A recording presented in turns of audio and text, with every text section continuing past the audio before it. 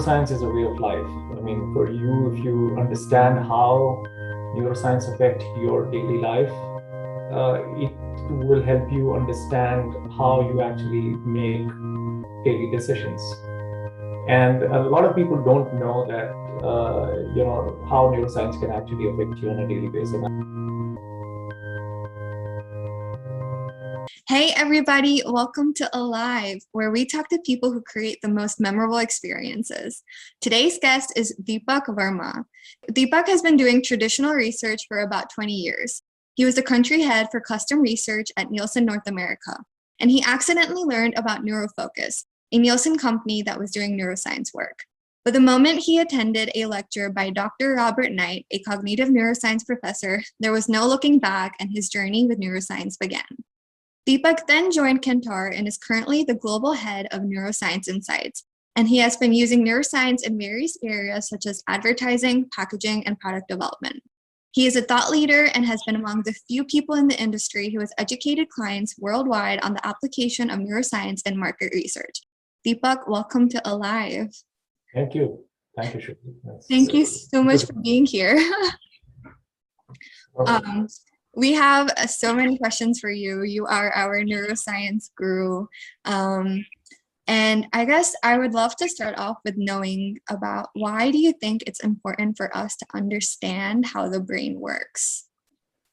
Well, I think I've kind of talked about this earlier with you. For me, neuroscience is a way of life. I mean, for you, if you understand how neuroscience affect your daily life, it will help you understand how you actually make daily decisions. And a lot of people don't know that, how neuroscience can actually affect you on a daily basis. And I'll give you one or two quick examples before we kind of delve into why you need to know about neuroscience and branding. So one of the quick examples is a lot of people don't know that your nose is the switch to your brain. Okay. The nose, the switch to your brain. So if you take a deep breath through your nose, like there is electrical energy generated in your prefrontal cortex. Mm-hmm. Your prefrontal cortex get actually charged. When you breathe out slowly through your nose, your cortisol levels come down. So your stress levels are actually going to be coming down. So if you do yoga, and a lot of people do yoga, they ask you to breathe through your nose. Right. Why do you feel so good after breathing, doing a session of yoga? Apart from the fact that it activates your vagus nerve, which also lowers stresses, it can be wonderful. And the fact that, if you read in books that people say that if you take 10 deep breaths when you're stressed, this is what's happening in your brain when you take 10 deep breaths. So that's just a very small anecdote. And then a second example, which I gave about, how neuroscience can affect your daily life, and especially during pandemic. Pandemic is making all of us stressful and anxious.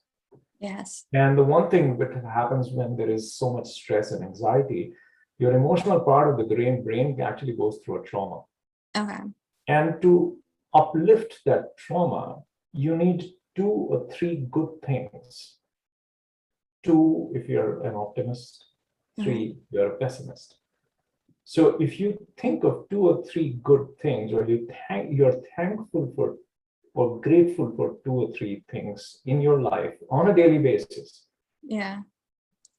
you can still get through this pandemic and through any traumatic experience in life. Right. So everything which happens, and you can. So being grateful, and that becomes very important for even in the current environment for brands to understand that at a deep subconscious level, people are actually feeling very, very anxious. They are uncertain, and the brain doesn't like uncertainty. Yeah. When there is uncertainty, there is stress buildup. When there is stress buildup, people end up doing things which are going to, reduce their level of pain. Right. And as a result of the reduction of that pain, they get into certain habits. So some people may be indulging in sweet treats more, right? Some people are exercising more. So brands can orient themselves by understanding how your deep subconscious actually is behaving in the current context. They can cater to products and services which are in tune with how the brain is. And then again, how your brain actually functions. It becomes also very important for from a branding perspective, is because your brain essentially is lazy. Yeah. So if you see, like your brain accounts for say 4% of your body mass, but it consumes 20% of energy. Right. So there is so much energy being consumed by the brain that by default mechanism is that it actually wants to conserve energy and it becomes lazy. So it looks for shortcuts, what we call as heuristics, to take very quick decisions. And often those heuristics are based on past experience, on whatever your gut feeling is, and how emotions sometimes make you feel towards various things. And that's how people end up taking decisions. But there are many ways in which you can take shortcut decisions, and therefore it becomes very important to understand what those shortcuts are and how people actually make some of those decisions and how it impacts branding. Right. And so for like, if I was someone who's like, okay, I want to be more conscious of, what sort of my patterns are or what my traumas are. And then you talked about gratitude, how gratitude sort of calms the body down, calms the mind down. So how do I start the process of, like actually questioning or being aware of sort of these patterns that are already existing within me? So, it's the classic things which you are hearing a lot today about mindfulness. Yeah. Mindfulness is about, being the ability to pay attention to something without judgment. Right. And most of the time, your brain, if you look at it, either it's in the past, or it's in the future. Yes. Never in the present. Yeah. And that's what basically the more you are in the present in terms of being able to stop yourself and pause and reflect on every single thing. So, and I'll just give you, as I was reading about mindfulness, there is mindfulness of eating also. Do you ever remember, usually what do people do in work? They're either sitting in front of their laptops and, gobbling up and eating things. They won't even remember what they ate. Right. And in terms of how your brain actually functions, so, your sensory brain, there are the five senses are so important in your sensory brain: taste, touch, your smell, sound, vision. And if you savor everything which you eat, and I'm just giving you one small example, just savoring everything that you eat slowly, or even sipping your favorite drink, right, it actually it rewards your brain. It releases endorphins, and you end up enjoying those moments a lot more, rather than mindlessly going about doing things which you think are the way to go. And it happens to all of us. right. So I think the one thing which we need today is to stop and pause for a moment and literally be in the moment. I think that's one of the best ways to be able to get over what your automatic brain kind of tries to lead you. Yeah. And I guess that comes back to sort of the subconscious and the conscious mind, system 1 and system 2. So for our viewers who don't really know the difference, can you kind of explain what the differences are? Yeah, so, 90% of your brain is doing what we call as hemostasis. It runs your basic body functions. 2 to 3% of the brain is responsible for what we call as implicit processing. That's the part of the brain, it's called system 1. That's the part of the brain which is easy, automatic, very quick. It helps you to take decisions very quickly. It's the part of the brain that literally is on from the time you wake up. So you wake up in the morning, you go, you brush your teeth, you would be either in pre-pandemic days, you'd be kind of sitting in your car or driving to office, and you won't even remember how you drove to office. Right. When you're watching an ad, with your TV remote in your hand and your mouth wide open, the part of the brain which is processing all that information is system one. Right. System two, which is your effortful, logical, slower part of the brain, actually also an equal part of the brain, switches on when I ask you a question or I ask you to pay attention to something. So a very quick example of system one, system two is if you see someone's angry face, it will take you less than 40 milliseconds to process that and realize that it's an angry face. Why does that happen? Because you're hardwired to process a face. There's a part in your brain, it's called the fusiform gyrus. The role of the fusiform gyrus is to process a face. There's a place for a happy face, sad face, and an angry face. Right. And you can very quickly process it. And therefore faces also have a very important role in advertising. People look at expressive faces, that's why people are fascinated by the Mona Lisa, right? And system two actually switches on, like when if I ask you to multiply 15 into 19, that's when system two actually switches on. So they have actually found out that you cannot keep system two switched on for an extremely long period of time. You cannot keep paying attention to everything. Your brain starts to get tired. And therefore, it kind of goes back into system one. So all this while, what we've been doing is we've been measuring system two. So in the world of, say, market research, you go about asking people questions. What do you think about this? What about that? And how do you do?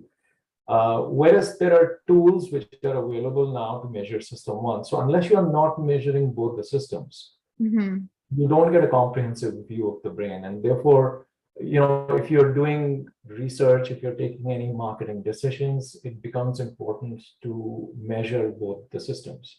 Right. Yeah.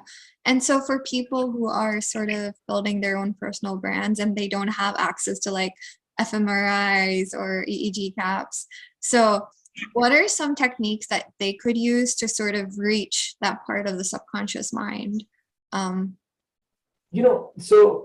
Personal branding is when you're kind of trying to build your personal brand. I think one of the things which you have to essentially understand in terms of how the brain works is that your emotional part of the brain is a very important part of the brain. And it basically, the amygdala, which we call it, it is the emotional part of the brain which helps you with your fight or flight responses. Right. And therefore, emotions play a very important role in people's decision making. Emotions are the reason why you will easily remember a particular incident, or emotions are the reason why you attach positive and negative associations to a brand. Right. One of the reasons that happens is because emotional processing is way faster than rational processing. Emotional processing can happen between 2 to 200 milliseconds. Rational processing takes 300 milliseconds or longer. So if you go out to a park and you see something slithering away in the evening, your instant response is you jump away. You don't even wait to see what it is. Right. It take you a couple of milliseconds to find out, couple of seconds to find out that it's a pipe and it's not a snake, but your brain doesn't wait that long. And that's how your brain takes decisions. You're also hardwired to be emotional because there are more connections from the emotional part of the brain to the rational part of the brain than from the rational to the emotional part of the brain. Oh, okay. So basically, if you ever wonder why you're continuously getting tugged away and saying you're continuously stressed, because the emotional part of the brain is continuously trying to pull you and tell you that there's danger lurking out there. If you go out without wearing a mask, something would happen. So you're continuously stressed about something. So when you're building your personal brand, I think one of the things which you have to be very cognizant of is how you're building and reaching people and how you're empathizing with people. So there are various things which are important. And I think one of the biggest things which, when you build a personal brand, is about purpose, which goes for even brands. What is the brand purpose? And therefore, there are studies which have been done in neurosciences. They have found that people who lead their life with a purpose, and this is a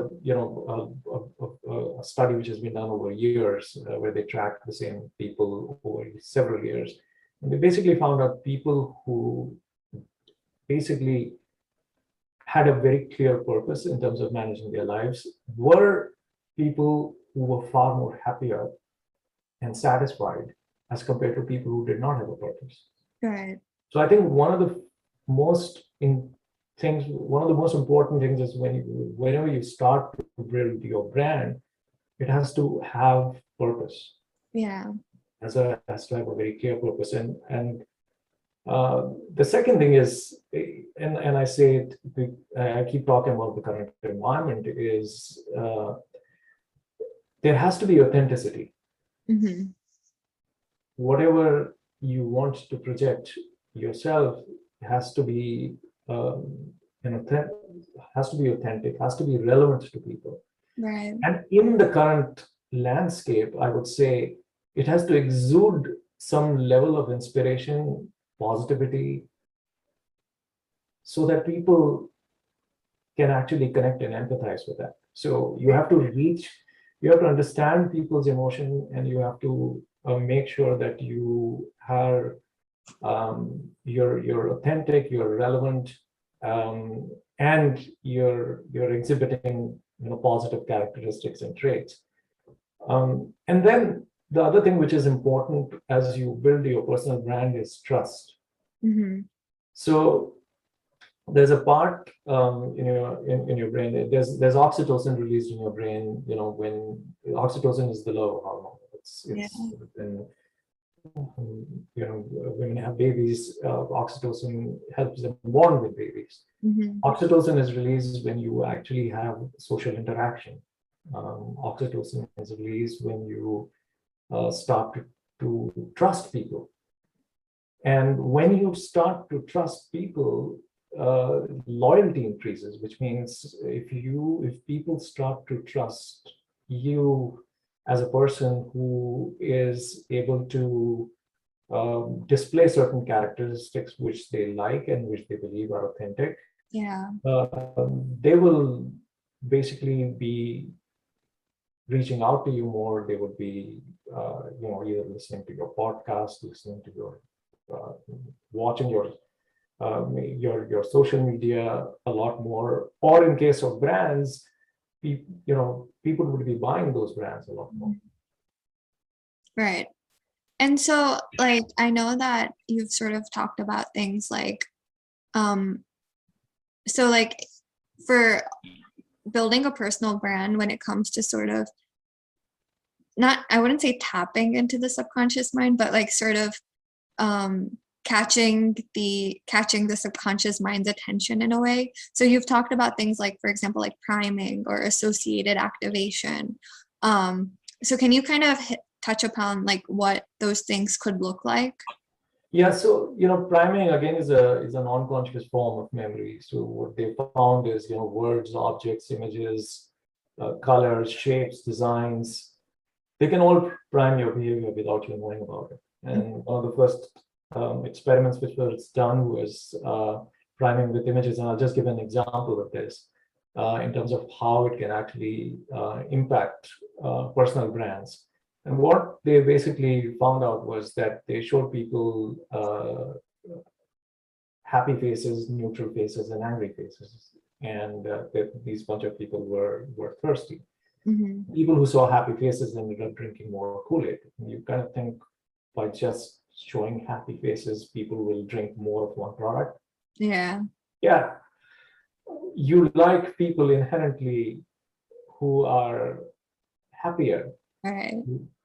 And just when one of the things at a subconscious level is like when what they find out is that and this was something I watched in one of the series where they were actually showing two identical twins being interviewed Okay. by a person.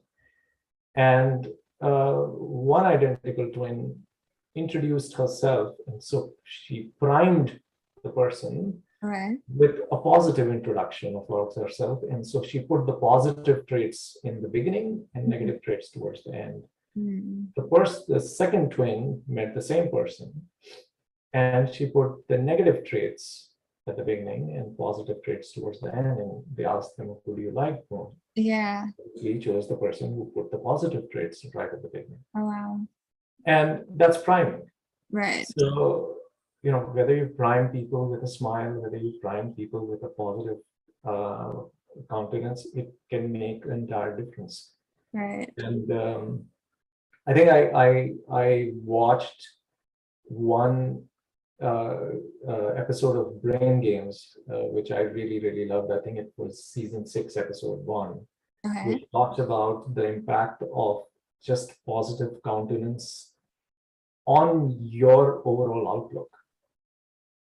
And it kind of goes into the mechanism of, it leverages the whole biofeedback mechanism, which means if I smile, if you're happy, you smile. But Yeah. if you smile for an extended period of time, Yeah. more than 30 seconds, Yeah. your brain starts to think that you're happy. Okay. So what happens is, as a result of that, you will start to feel good. You will start to feel more positive. Wow. So, you can prime yourself Right. and, become a much happier person by Yeah. priming yourself with positive things. And so that's just one aspect of it. The second aspect is, how memories are formed, Yeah. right? So when you watch a stimulus or you experience a brand or a person, you instantly form impressions. So when you watch a stimulus, neurons fire. When neurons fire, they wire together. That's how memories are formed. Right. And there is short-term memories. There is there's long-term memory. So what happens is, whether you meet a person, whether you interact with a brand, you instantly start to form associations with it. Mm-hmm. These associations are again a process of system 1. Right. When you meet somebody, you instantly form an opinion about the person based on how they dress, how they look, whether they are smiling at you, whether Yeah. they're not smiling at you. And you instantly form an opinion about the person without even talking to the person, Mm-hmm. which is what we call as the halo effect. And the halo effect plays a very big role. And I'll give you an example on the work which we did at Kantar on the elections. Yeah. And something which was very fascinating was that and this was done in the 2016 election, where we were measuring the instant associations with brand Clinton and brand Trump. Mm-hmm. So we were measuring both positive and negative associations at a subconscious level, at an instantaneous level, by using reaction time techniques. Mm-hmm. And essentially what we saw was that where every single survey was basically giving Clinton as the clear winner, what we saw was at a subconscious level, we saw far more positive associations with brand Trump at a national level.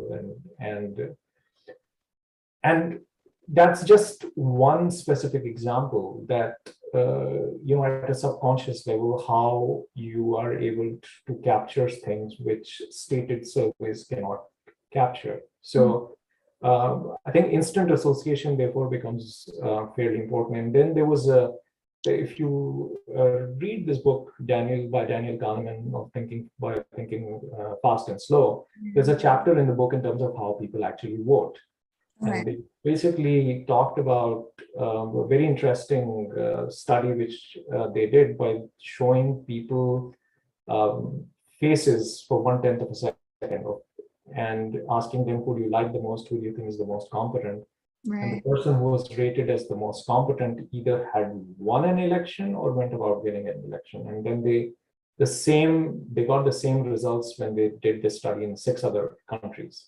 Oh, wow. So, and they say, why does that happen? Because your brain decides in the first 7 seconds whether you like somebody or not. Right. And that's how you actually make decisions rather than, thinking about it too much. So I think that's where, uh, these things become important, that when you're dealing with people, how do you express yourself?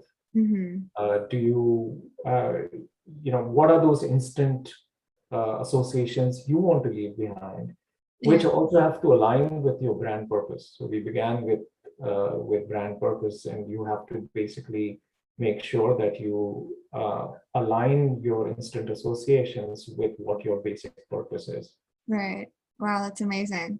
So I'm really curious to know, since you have like so much of neuroscience knowledge on your day-to-day basis, what all do you do in terms of using your brain as your using it as a tool to create the life that you want, instead of being sort of a servant to your brain? Yeah, the first thing literally which I do every morning, I follow what I just told you. I thank myself for 3 things Okay. every morning without fail, of what I'm grateful about. Okay. If there are things which happen during the day, which I didn't expect, which are better than what I expected, Uh-huh. thank myself again.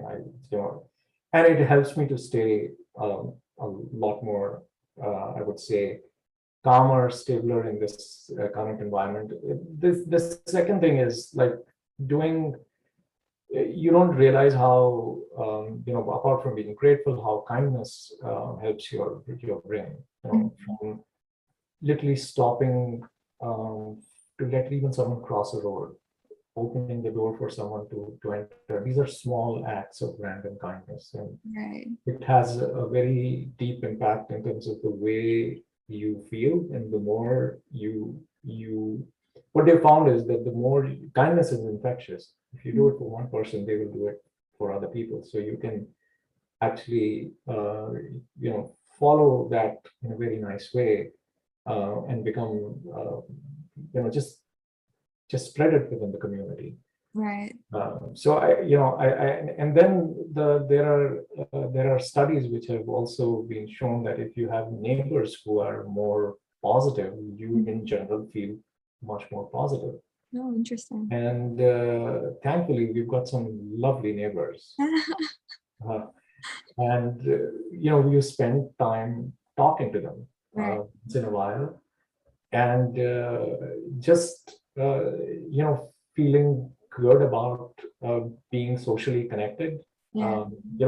while following all the necessary protocols in the current environment. Right. But there are these are just some of the ways. And then planning your day in terms of how the brain actually um, responds to it. So anything which is complex or creative, Mm-hmm. you finish it in the first half of the day, and things which are more, I would say, mundane, you keep for the second half of the day.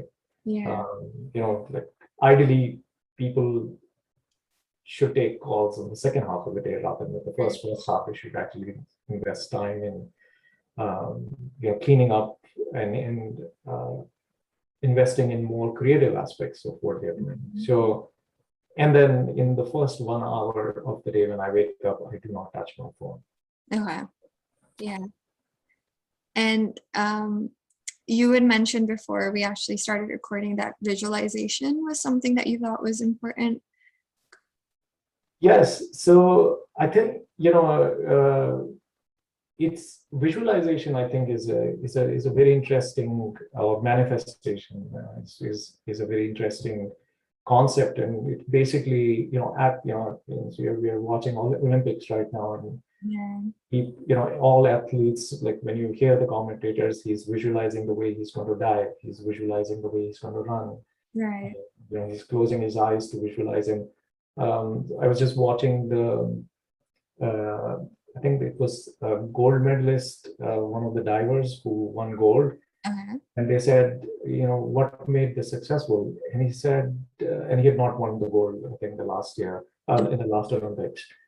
And he said, it's all visualization. I just kept on believing and I kept on visualizing that this is the way I'm going to dive. And that's how I actually made it. And that visualization actually helps you, whether you create visual boards, whether you visualize how you want your day to be, how you want your life to be, how you want certain events to be. Right. It makes a big difference, because what you emit out in terms of energy, in terms of your brainwave. So even when you're thinking, your Yeah. mind is actually emitting signals. There's electrical signal which is being emitted, and therefore, whatever you manifest and whatever you think you really want, Right. you ultimately end up getting it. And of course, it doesn't mean that you don't work for it, but I think visualization is being talked about a lot. There's a there's a there's a program on Netflix. It's called The Secret, Yeah. and I kind of quite enjoy that. I know people who have read the books also enjoy it. Right. And I think that's it's eye opening, and I think there's a lot to learn in terms of how you can make your own life successful if you follow Right. certain simple things. Yeah. And do mirror neurons have a play in visualization or not really? But mirror neurons are actually, it's more like monkey see, monkey do. So Okay. mirror neurons are a class of neurons which actually kick off if there is a motor action. So if I wave my hands at Yeah. you, your mirror neurons will start to fire without you Right. consciously thinking about it. When I take a glass of water and I drink it, Yeah. neurons fire. That's why you will, feel like having a cup of coffee when you watch someone having a cup of coffee and you're Right. walking. When people, kids are kind of going in a bus and they're waving at you, you start to wave back at them without thinking. Yeah. You think you're being friendly, but no, it's your mirror neurons firing. Right. Right. So mirror neurons actually play a role in a lot of advertisers use mirror neurons, Oh, by showing consumption at various stages. There's anticipation of consumption, the actual consumption, there's post satisfaction of consumption. right. And mirror neurons are used in a way, and some brands have actually used mirror neurons to make sure that they establish a very unique signature during that process. So Okay. people actually remember their brand during the process Right. because they establish some very, very unique signatures of consumption. Yeah. How long do you think till it actually takes us to associate that sort of branding with whatever, like the Nike sign? How long does it take for it to become a signature within our heads? Do you know? Um, I won't. I can't give a definitive Yeah. time in terms of how long, but one of the things is repetition is key. Mhm. One of the things which also important is for things like icons, logos to start to become salient. Um, they they have to be unique. They have to be intuitive for people to understand. They have to be famous. So by famous, I mean the brands have to invest a certain amount of of budgets to make those icons be present in various forms of communication. So they have to invest enough in advertising, point of sale, um, displays, whether it's in any other form of communication. Mhm. So people see those at different points in time and with different touch points, and they associate that symbol with the brand. Right. And so you have to, there has to be clarity, there has to be consistency of communication, and there has to be a repetition in terms of communicating some of these assets so that they get registered and imprinted in your brain. Right. Yeah. And so if people want to learn more about like the neuroscience or stay to date with the latest research, do you have any resources that they could check out besides our research papers that we find on Google Scholar or anything like that? I mean, I think the good start for anybody who hasn't done anything in neuroscience would be, there are some good books out there, like Thinking Fast and Slow. I think that's a very good book by Daniel Kahneman, and I think that's a good foundation. Then there are several there are so many other books. There's The Buying Brain, there's Biology, there's Nudge, there's Blink. There's so many of these books which kind of talk about unconscious decision making. Then there's a book on neuromarketing which kind of talks about how you can actually sell. So there's a lot out there. It just depends on what you're interested to learn more. But I would actually start with something like Thinking Fast and Slow for somebody who hasn't done this. Okay. And what is the experience you want people who work with you to take away? I'd just say if people who work with me can take away the fact that they can learn and practice some of the basic principles of neuroscience, have a very clear purpose in your life in terms of what you want to do, be able to inspire yourself and others through small acts of kindness and being grateful. I think those are just the few small things which I can aspire for. Yeah, I love that. And where can people find you in case they want to reach out? I'm on LinkedIn, so you should be able to find me on LinkedIn. I think my title now has changed. I'm no longer the global head. I'm the head for North America, and I think you need to update it on LinkedIn. I have to update it on LinkedIn. Yes. Oh, great. Well, thank you. North America and parts of Asia. So. Okay. Well, guys, you know where you can reach out to Deepak. I will also have his profile link on the description below. But thank you so much, Deepak, for talking to all of us. And we are excited for the next time that we do get to talk to you again. Yeah, no, thank you. Thank you for your time, and thank you for such interesting questions. Oh, thanks, Deepak. All right. Bye, guys. See you next time.